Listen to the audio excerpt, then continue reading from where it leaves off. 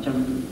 Kalau yang teruk-teruk ni kebiasaannya tak bismillah, tak baca doa kepada Allah SWT. Sebab apa tuan-tuan? Sebab kenderaan tu dia sebenarnya kalau dia pergi laju 120 laju. Kalau Allah tak kuasainya, tak kontrol dia, dia buatlah tayar tu pecah, tayar depan, tak kemati kita. Tuan-tuan, bila masa saja tayar tu pecah. Tak kira lah tayar Michelin ke, tayar apa benda yang mahal ke, tuan-tuan, dia tetap terdedah kepada bahaya. 180 lari ni kereta sedap, tuan-tuan. Kereta ni kata dia kalau tayar pancit pun tak jadi pancit. Punya mahal kereta dia kalau pancit pun tak pancit. Itu istilah baru tu. Kereta punya hebat tu, tuan-tuan. Tapi Allah kata nak melanggar-langgar.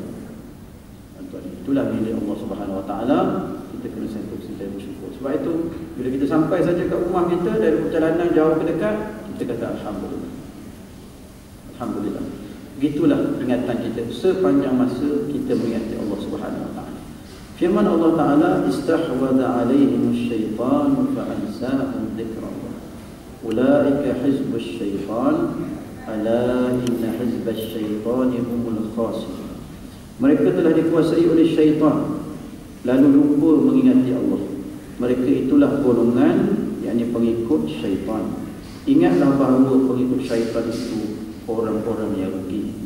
Jadi Allah nyatakan di sini bahawa tuan-tuan, mereka yang dikuasai syaitan itulah yang lupa pada Allah Ta'ala. Jadi kita semua yang lupa pada Allah itu orang yang dikuasai oleh syaitan, tak ingat pada Allah Ta'ala. Tuan-tuan mungkin pernah dengar bagaimana 3 orang lelaki zaman Bani Israel. Dia ni keluar daripada rumah, tiba-tiba hujan lebat, maka dia berlindung dalam satu gua. Batu daripada atas gua tu jatuh dan menutup pintu gua. Rasa saya tuan-tuan pernah baca kisah ini dalam Riyadhus Shalihin. Maka cara nak keluar daripada pintu gua itu dengan menggunakan tawassul. Tawassul dengan apa? Bukan tawassul dengan tok-syekh yang mati di kubur, itu tak boleh. Tawassul. Tawassul maknanya kita mengharapkan pertolongan dia. Daripada mati, orang mati tu Tok Pulau Manis pergi bayar nazar di situ nak supaya isteri beranak, tu tak boleh. Tapi isteri mengandung tak boleh. Itu tak boleh, tuan-tuan. Tawassul dengan orang mati tak boleh. Tawassul dengan orang hidup, minta ustaz sembahyang hajat, itu juga jadi tawassul.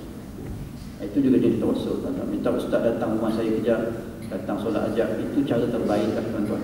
Cara terbaik. Rumah baru, tuan-tuan ajak ustaz-ustaz Rasulullah datang solat hajat dulu. Itu paling cantik. Itu juga tawassul. Sekarang ni kita bertawassul bukan dengan orang, tapi 3 lelaki ini bertawassul dengan amalan yang ikhlas.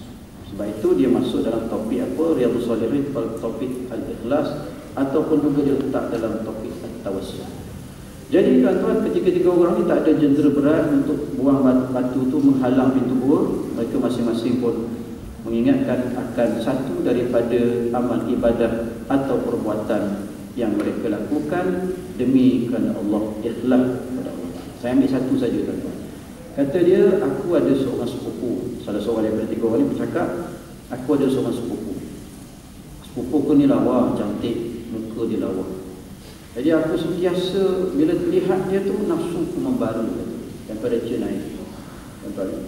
Jadi satu hari dia datang nak mengharapkan pertolongan.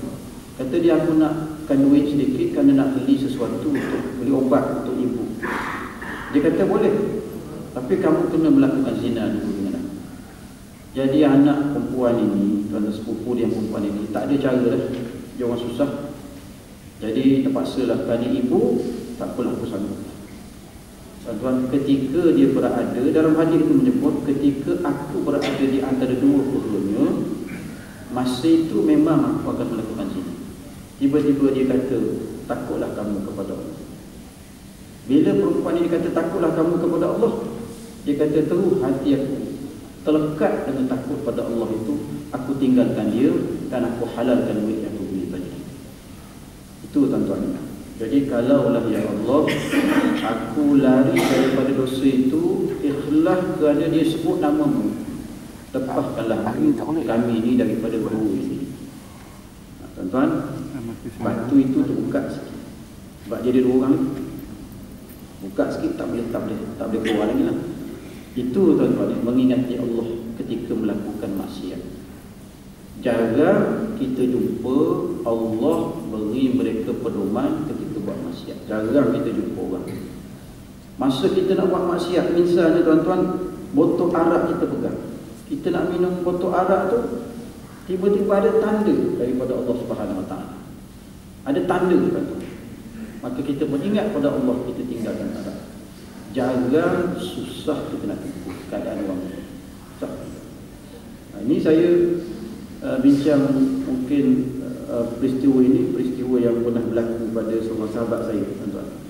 Dia kata, biasanya kalau di Terengganu ni, kalau dia nak bayar zakat, sampai masanya dia kena bayar sebelum hari Khamis kan, sebab hari Jumaat tu tutup, bank tutup, dan Sabtu pun bank tutup. Dia kata kebetulan hari itu hari patut dia bayar zakat, kilang dia tu. Dia tulis cek dah tulis dah, cuma tak pergi bankin je, tak masuk bank je, tuan-tuan. Tak dibayar je ke pusat zakat KP kuat bola, tuan-tuan. Tangguh dari Ahad. Tangguh sikit 2 hari dia tangguh. Biasa pun tak tangguh. Biasa buat cek hari Rabu, bayar hari Khamis. Malam tu, hari Jumaat malam, gedung dia, kilang dia terbakar separuh. Allah tak bakar semua lah. Dia kata tangguh sehari, 2 hari saja, dia kata. Padahal kita tiap-tiap tahun kita bayar. Allah beri peringatan pada kita, separuh dia bakar kilang. Allah peringatkan dia, tuan-tuan. Jadi mana baik? Allah peringatkan ataupun Allah biar? Ikutlah kau nak bayar bila pun, ikut lewat pun tak apalah, ikut. Mana satu lebih baik? Tuan-tuan, orang ni bagus sebab apa? Dia silap sikit, Allah tegur dia. Tapi tegur, dia punya rugi sampai setengah juta Allah ingatkan dia. Setengah juta bagi Allah nak beri balik mudah. Senang bagi Allah, tuan-tuan, nak balik cukup senang. Allah bakar dia. Sebab apa? Dia nak peringatkan jangan lambat bayar zakat lagi. Tak boleh lambat bayar zakat. Tuan-tuan, mana baik, saya tanya tadi, mana baik? Kita diingatkan dengan cara yang kita kononnya kita merugikan kita, atau Allah biar saja? Baiklah Allah tegur kita dengan sedikit kerugian itu. Baik begitu. Contohnya kalau kita buat kat orang terus jatuh motor tu kira cala sikit dia lalu tu begitu. Allah beri peringatan tu kepada kita, tuan-tuan. Contohnya kita marah kat isteri kita tanpa sebab, keluar terus terantuk ke pintu. Betul lah, tuan-tuan. Baik begitu ke ataupun biar macam tu? Baik, Allah beri peringatan. Cuma masalahnya kalau Allah beri peringatan, mati terus je, itu masalah sikit. Tuan-tuan, itu masalah sikit lah tu, mati terus lah. Kalau mati terus habis cerita lah, tuan-tuan. Tak ada masa nak taubat, ada masa. Tapi sesuatu ujian yang Allah beri pada kita itu, ia berbentuk peringatan. Ingatlah bahawa ujian yang Allah beri pada kita itu ialah peringatan untuk kita, tuan-tuan. Jangan kita fikir benda tu benda yang menyusahkan kita, tapi dia memperingatkan kita. Sebab apa? Jadi duit hilang begini tak cukup ni, duit dah dapat 20,000 hilang macam tu saja, kena curi kat orang pula tu. Sebab kita tak fikir nak bayar zakat dulu ke, tak fikir nak derma dulu ke. Sebab tu Allah kata dah datang ni aku beri ujian kepada kamu, dapat duit 20,000, tak ada bahagian sikit pun untuk derma ke, tuan-tuan ya. Jadi tuan-tuan dapat bonus 10 bulan gaji, contoh. Tuan-tuan tentu dapat bonus banyak, 5 bulan gaji. Tak ada terfikir nak beri ni gaji kejap lagi, kalau dapat bonus 4 bulan, aku nak beri 1/10 daripadanya kepada tempat-tempat masjid ke dan umpamanya. Tak boleh ke beri? Tiba-tiba Allah beri ujian pada kita, yang 4 bulan tu cocok, tak ada, kosong. Orang dah curi tu lagi. Contoh itu. Boleh berlaku? Boleh, dan ramai orang belakang itu. Ujian Allah. Baru kita datang ingat agaknya duit yang aku terima tu aku tak fikir nak buat ibadat sedikit pun. Fikir nak melancong sana, melancong sini, tak fikir agaknya begitu. Tuan-tuan. Jadi kita kena ingat, apa juga nikmat yang Allah beri pada kita, kita kena sentiasa memberi. Alif Lam Mim, dzalikal kitabul la raiba fihi hudal lil muttaqin alladzina yu'minuna bil ghaibi wa yuqimuna shalah. Apa ayat selepas itu, tuan-tuan?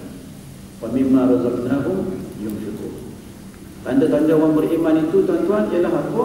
Orang-orang yang percaya kepada gaib, dia ni berselapa, bersembahyang dan menderma di atas apa yang diberikan padanya, bersedekah, beri pada orang, tuan-tuan. Kita kena sentiasa memberi pada orang. Itu ujian harta yang Allah berikan kepada kita.